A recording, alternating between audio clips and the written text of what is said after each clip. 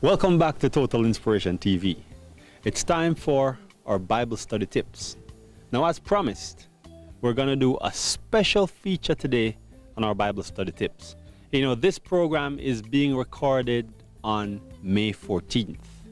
Now, if you're watching this, the date that some have predicted the world would end, May 21st, have already passed.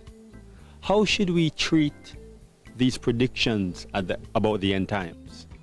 You know, the truth is that there are many people who have predicted the end of the world at different times, and it continues into our own day. You know, one of the books that we will review in a later edition of Total Inspiration TV is a book called The Final Act. In the book, it points out that over the years, many have tried to predict the return of Jesus. From as early as 210 AD, Hippolytus, an early church father and bishop of Rome. Fast forward to 1420, the Taborean sect in Bohemia predicted that that would have been the end of the world.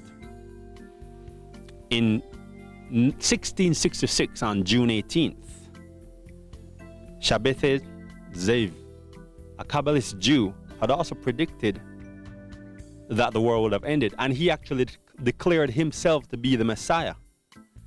On September 17th, in 1666, he converted to Islam and no longer made any more predictions. But let's fast forward it to more recent times. March 21st, 1844, a man called William Miller, who was the founder of the Seventh-day Adventists, he declared that that would have been the day the world would have ended, on March 21st. This date became to be known as the first disappointment in Adventist history. His followers predicted the return of Jesus for a second time on October 22nd, 1844. This date is known as the Adventists' Great Disappointment. Now, Nelson Barber was an Adventist who influenced Charles Taze Russell, the founder of the Jehovah's Witnesses. Barber predicted several times, 1873, 1874, and 1878, that the world would have ended. He tried at least 3 times to predict Jesus' return. Now, Charles Russell, after seeing Barber's mistake on founding the Jehovah's Witnesses, he himself decided to take his try at predicting the end of the world. He predicted it in 1874, again in 1878, his third guess in 1914, and his fourth and last attempt in 1915. He died a year later. The second president of the Jehovah's Witnesses, Joseph Rutherford, and successor to Russell, predicted that it would have ended in 1918. Other dates were selected by the witnesses for the coming of Jesus in 1954 and 1975. They haven't selected another date since then. But let's fast forward to the man of the moment, Harold Camping.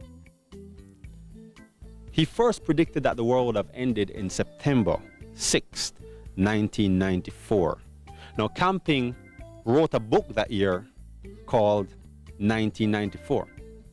He followed another author who had predicted a few years earlier that the world would have ended.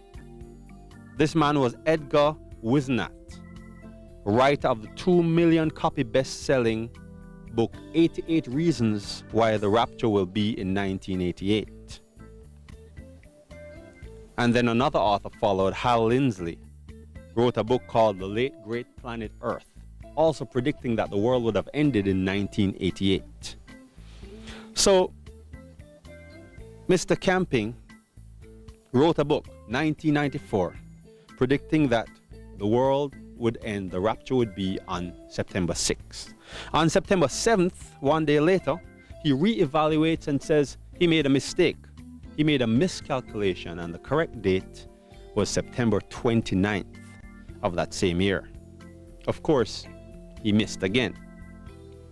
He reevaluates and changes the date for a third time to October 2nd, 1994. After missing the third time, he made a fourth try, March 31st, 1995. After that fourth try, he stopped, or so we thought. But then he came again, this time at 90 years old, predicting that the world would have ended on May 21st this year. Now, he's not the only one predicting that the world will end in 2011. Solara, a New Age leader, has said that the world will end on December 31st this year. But he has a disclaimer. He says that the date can be avoided if we choose to attain a higher consciousness before the date arrives. Now, how should we respond to these end-of-world procrastinators? More thought must be given that Jesus said in Matthew 24, verse 36, that he's going to come like a thief in the night. So if anyone says to you the world is going to end, say to them, just make sure you're ready. That's it for our Bible study tips here on Total Inspiration TV.